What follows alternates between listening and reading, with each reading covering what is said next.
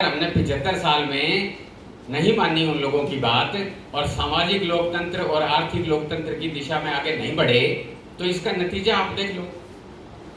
एक तरफ तो हम कह रहे हैं कि हमने 75 साल का प्रजातंत्र जिया है, इसको रखा है, इस देश को प्रजातंत्र के व्यवस्था के तौर पर एक तरह से संभाल कर रखा है, क्योंकि हमारे आसपास तो वो प्रजातंत्र तानाशाहियों में बदल चुके हैं। इस बात का तो हम एक तरह से किसी न किसी प्रकार से गर्व कर सकते हैं, लेकिन क्या ये गर्व ठीक है, उचित है, पर्याप्त है? आप सोचिए, क्योंकि उनके सपने के अनुसार तो हम आगे नहीं बढ़े। और हमने जो वोट की राजनीति अगर सीखी भी, क्योंकि उन्होंने तो दिया, हर एक को दिया, तो जो हमने वोट की राजनीति सीखी उसका हाल क्या कर दिया हमने? वो तो बिकता है, वोट तो बिकता है। गांव के अंदर जो है कितनी प्रतिशत वोट, शहर के अंदर कितने प्रतिशत वोट, गरीब का वोट जो है वो तो शराब की बोतल पे चला जाता है, पैसे पे चला जाता है, कोई छोटा मोटा बहुत ही छोटा तुच्छ लालच है उसके लिए चला जाता है वो वोट। तो वो तो राजनीतिक लोकतंत्र भी बोथरा हो गया, कमजोर हो गया, धर्म के नाम पे चला जाता है, लामबंदियां होती हैं बहुत बड़ी बड़ी, उसके नाम पे चला जाता है। जब ये राजनीतिक लोकतंत्र ताकतवर बनाकर सामाजिक और आर्थिक लोकतंत्र बनाना था, ये तो नींव थी उसकी, ये तो आधार था उसका, तो जब वो ऊपर की इमारत हमने नहीं बनाई, आजादी के बाद की पीढ़ी ने अपनी जिम्मेदारी नहीं निभाई, तो क्या होना था? नींव जो है वो गड़ गई, हिल गई, कमजोर पड़ गई। और आज उस नींव के ऊपर कैसी इमारत है आप देखिए, इमारत का नक्शा आज देखिए आप। आपकी तमाम संस्थाएं जो संवैधानिक संस्थाएं हैं, न्यायपालिका बहुत बड़ी संवैधानिक संस्था है, प्रेस मीडिया बहुत बड़ी संवैधानिक संस्था है, जिसने लोकतंत्र को सुरक्षा प्रदान करनी होती है, कवच देना होता है, लोकतंत्र को विकसित करना होता है। प्रांतों के अंदर जो बंटवारा था शक्तियों का, गवर्नर का पद और साथ ही साथ शिक्षा व्यवस्था, ये बहुत मजबूत स्तंभ थे लोकतंत्र के, जिन्होंने सामाजिक और आर्थिक लोकतंत्र विकसित करने का काम करना था। और इनका क्या हश्र हुआ,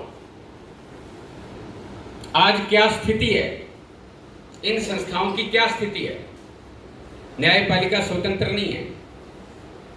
यहां बैठे हुए अनेक व्यक्ति जो है वो न्यायपालिका की जो सड़ांध है, जो उसके अंदर जिस प्रकार का राजनीतिक हस्तक्षेप है, जिस तरह से न्यायाधीशों को लोग लालच देकर बड़े बड़े पदों के ऊपर रिटायरमेंट के बाद कोई राज्यसभा का सदस्य बनाया जा रहा है, कोई विदेश के अंदर राजदूत बनाया जा रहा है, कोई मानवाधिकार कमीशन का अध्यक्ष बनाया जा रहा है रिटायरमेंट के बाद, तो जिस प्रकार से ये लालच देकर न्यायाधीशों को, बड़े बड़े न्यायाधीश जो सुप्रीम कोर्ट में बैठे हैं, उनको अगर इस प्रकार के रिटायरमेंट के, सेवानिवृत्ति के बाद पद मिलते हैं, तो उनसे एक आम आदमी, एक गरीब आदमी क्या वास्तव में न्याय की उम्मीद कर सकता है?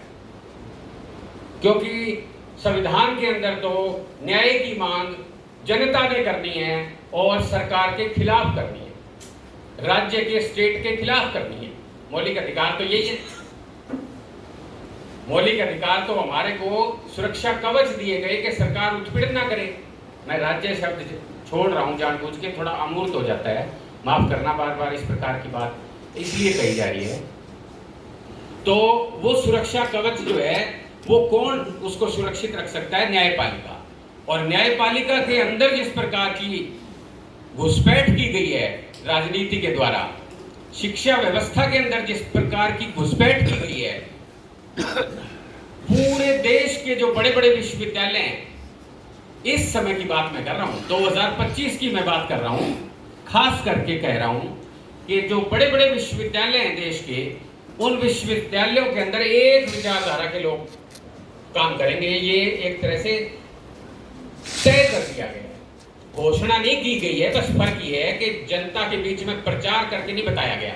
जैसे और चीज़ों को तो सफलताओं को हैं भी नहीं, उसके बावजूद प्रचार करके बताने की कोशिश करते हैं, लेकिन ये बिना प्रचार किए हुए ये कार्य कर दिया गया है। कोई विश्वविद्यालय ऐसा नहीं है जिस विश्वविद्यालय के अंदर एक विशेष विचारधारा के लोगों को आगे ना बढ़ाया जाता हो, भले ही उन लोगों की योग्यताओं से बहुत ऊंची योग्यताओं वाले लोग बैठे।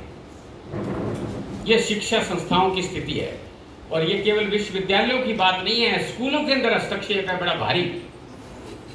सारे के सारे सिलेबस बदल दिए,